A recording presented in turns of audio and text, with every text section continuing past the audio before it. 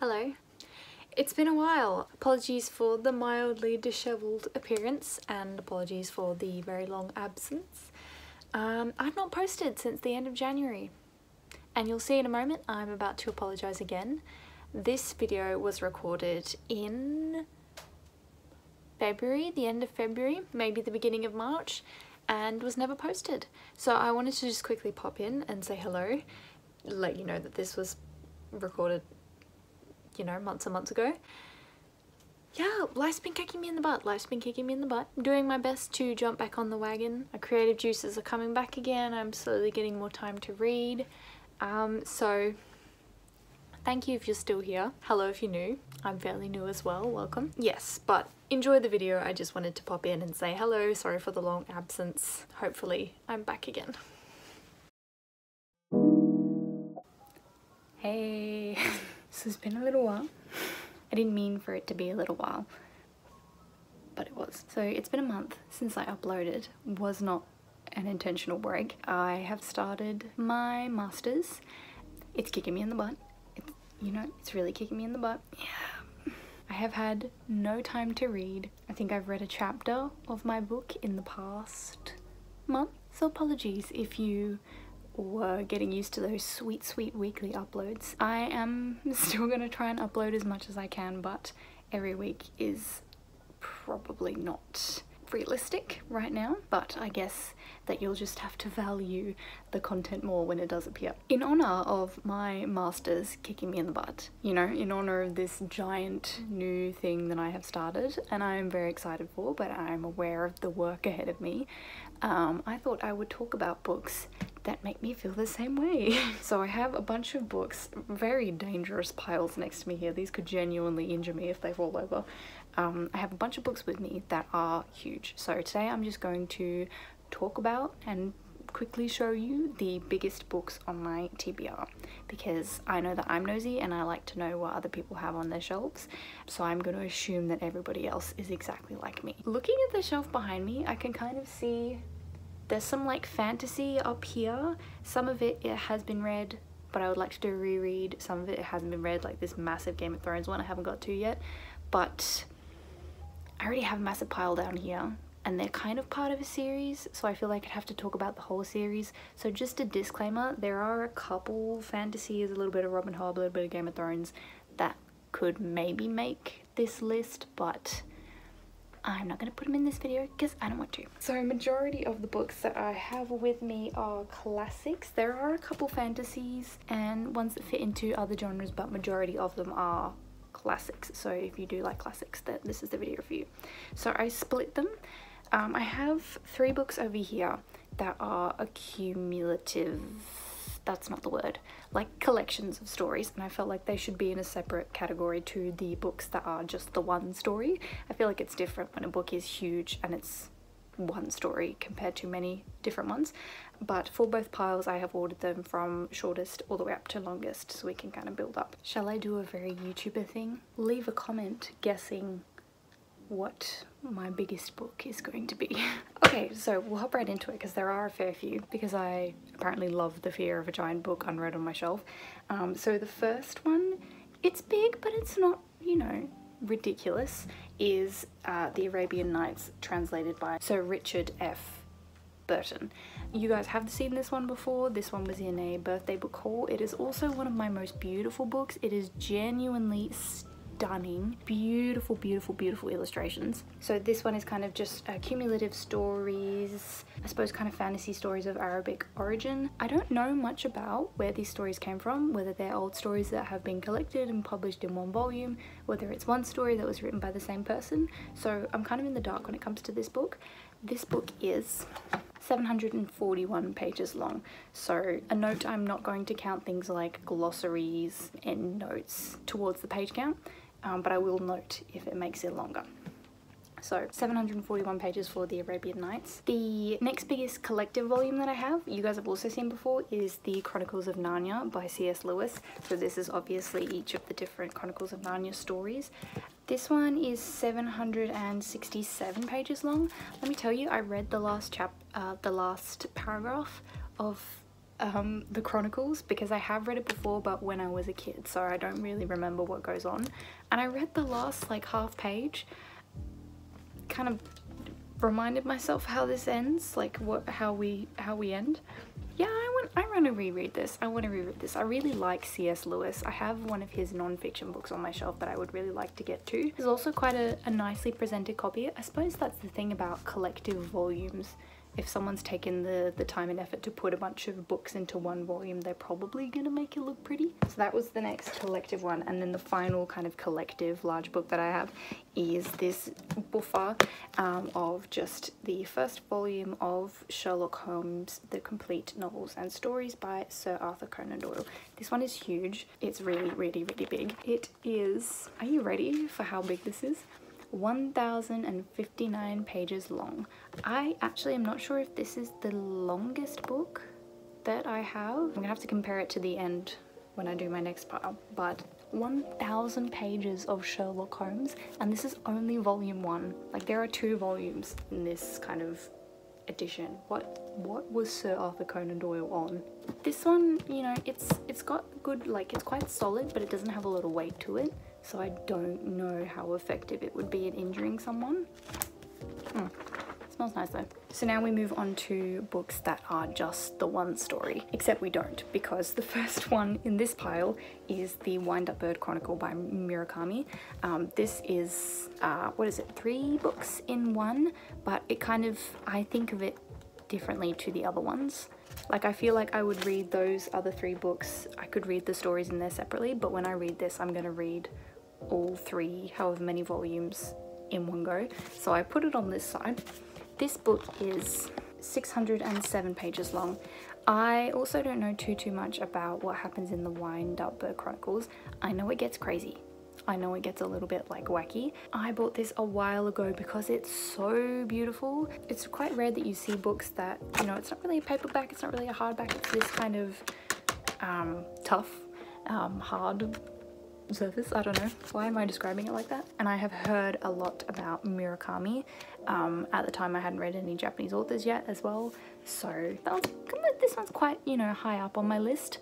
It is quite stiff. That is the thing with, that's another thing with big books, you know, how easy are they going to be to read, you know? Are they going to fold open, or are they going to kind of be like this and you're kind of trying to read the middle, like peeking in the middle like that? So the Windup Bird Chronicle by Murakami. Alright, and then the next biggest book on my TBR is The Idiot by Fyodor Dostoevsky. This one, so we got a fair amount of glossary and notes in this one because it's Dostoevsky. People love to talk about him. This one is 648 pages long, so not too much longer than the Windup Bird Chronicle.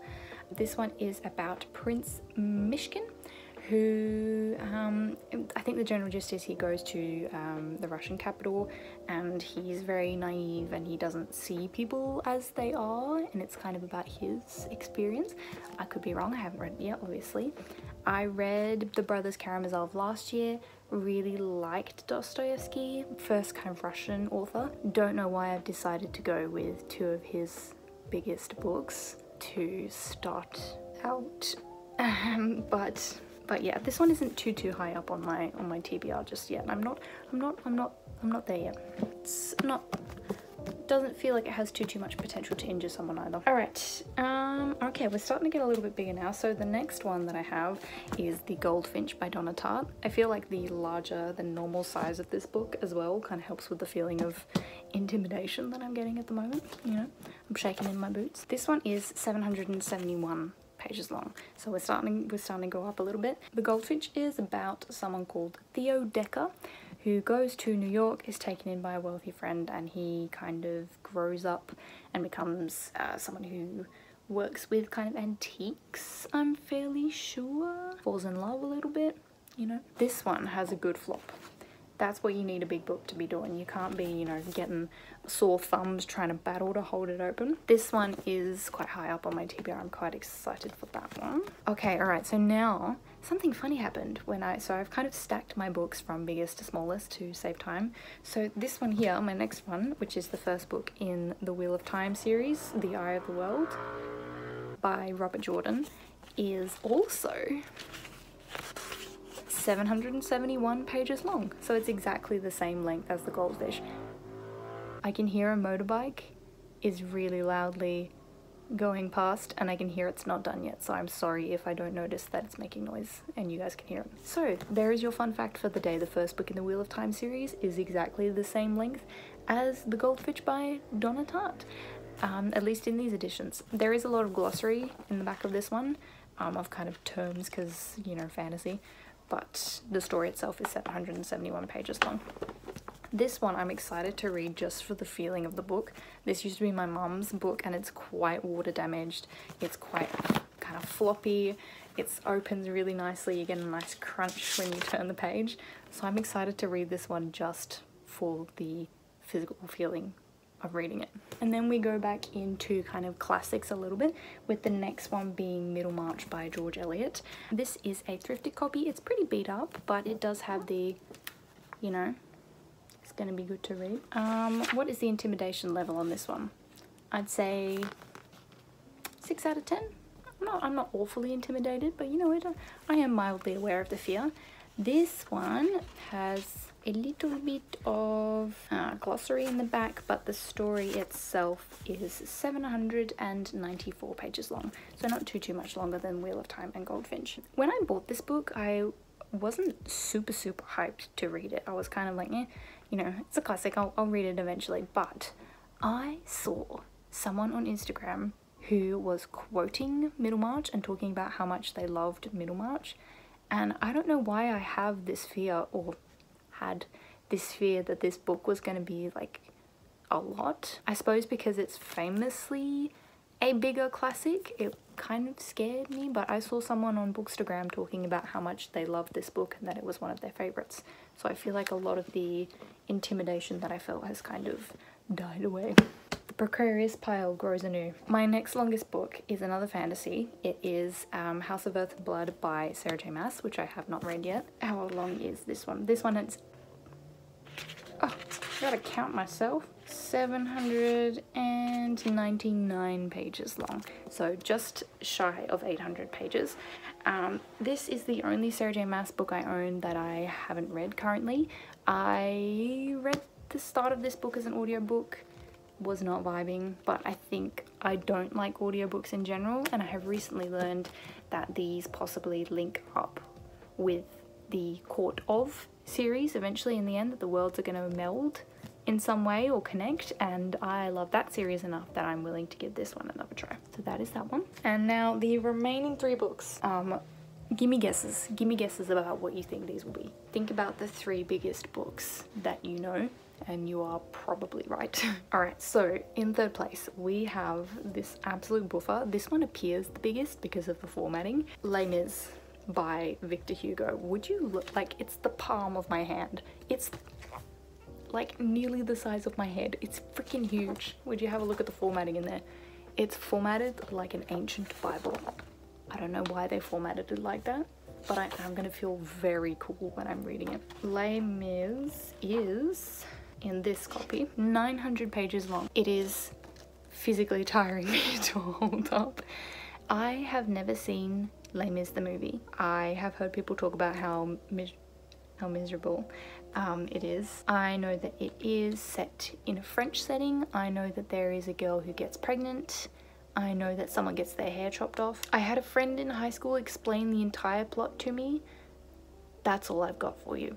But I would like to read this eventually because, you know, it's good to read books that have that kind of impact and see why, you know, and then I will finally watch the film. I have so many films that I'm stopping myself from reading so that I can experience reading the book, you know, influence free. Alright, so final 2. Strangely enough, these final 2 books look physically smaller than that beast of a book, but page-wise they are longer.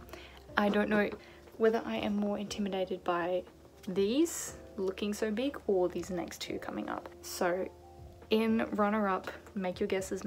My second largest book on my TBR is Anna Karenina by Leo Tolstoy. This is a really nice copy. It's very nice and fluffy. It smells amazing.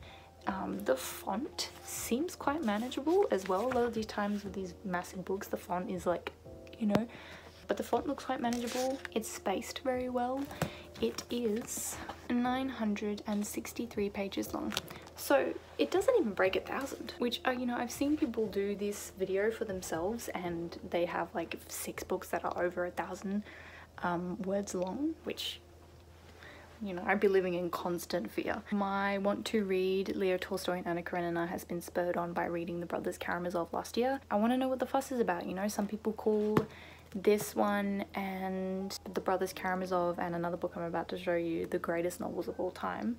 Why? Out of all the novels that people read, why? I've also seen them talked about prolifically on BookTube. A lot of people quote them as favorites. I see them everywhere on Bookstagram, you know, people doing aesthetic shots and quoting, and I want to watch Anna Karenina the movie and I can't because I haven't read this yet. So intimidation level, like 7 out of 10, and I'm not gonna lie, the font is helping, making it seem like it's just a normal book. It's just has slightly more pages than usual, and I've heard such amazing things about Leo Tolstoy's writing. So yes, Anna Karenina, I love this copy as well. It feels very readable, you know, like doing this I feel readable. Couldn't injure someone with this though, too much flop. Anyway, the last book on my TBR, the largest book on my TBR. Oh, there's a wine voucher in here. The largest book that I have on my TBR, and the one that gives me the most shivers of fear whenever I walk past it on my bookshelves, is War and Peace by good old Leo Tolstoy. So my 2 biggest books are by the same dude. He must have been writing for days.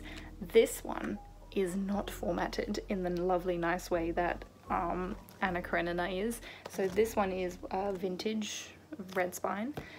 This one is a Wordsworth classic, and when you open the book, look how tiny the font is. Look at that. Can you see? Can you see it? Can you see? Which, you know, so you have the brick-like structure and then you have teeny tiny little font, and it does not help the fear. But War and Peace without glossary is 964 pages long, I believe. I am very surprised that this is not 1,000,000 words long, or like 1,000 pages or something. So it is 1,000 pages, but it doesn't break that point. War and Peace is another one of those books where I don't really know what it's about. Like a lot of books that I have on my shelf, I know, okay, this is the kind of story that I'm getting myself into, but War and Peace, I actually don't know what it's about, and it is so critically acclaimed, and I would like to read this and compare it to The Brothers Karamazov and Crime and Punishment as well. Honorable mention for Crime and Punishment, it's actually right here because I thought it was going to be big enough to be on this list, but it's just that it was a couple hundred pages too short to be on this list. But I don't know when I am going to read War and Peace. I'm not gonna lie to you, it's probably not gonna be during my masters, because, you know, maybe if I read a smaller Tolstoy book and I found his writing style real easy to get along with, then I would read this. But I don't know, I feel like it's gonna require a lot of thinking to get through something this huge, and I have heard people say that there are heaps and heaps and heaps and heaps of characters to keep track of. Which gives this book a lot of potential, but I just want to be fully present. I don't want to be thinking about other things. Anyway, I'll shut up now. Those are the books that give me nightmares at night. Those are the books that I would pick up if I was in a room with only my books and I had to defend my life. Those are the books that I would use if I really needed to do exercise and I was lacking weights. Those are the books that I would put in my backpack to do a hike to make it more physically strenuous. Okay, I don't know what's going on, I'm exhausted. Thank you for watching. I'm sorry for the long absence. I am going to keep trying and uploading regularly. It's not going to be every week, just for now, because uni is kicking my butt. Oh, I have to tell you what I'm currently reading. That's a thing that I do. Oh, I am currently reading, or trying to read, I'm doing a reread of Pride and Prejudice by Jane Austen. I have been trying to read this book since I started back at uni, and it's been 3 weeks, and that's where we are, so I'm still learning time management, which I thought I learned 3 years ago when I started my undergraduate. But anyway, thanks for watching, everybody. It was nice to ramble on to you again. Stick around if you want to see me ramble a little bit more, and I will see you next time. Goodbye.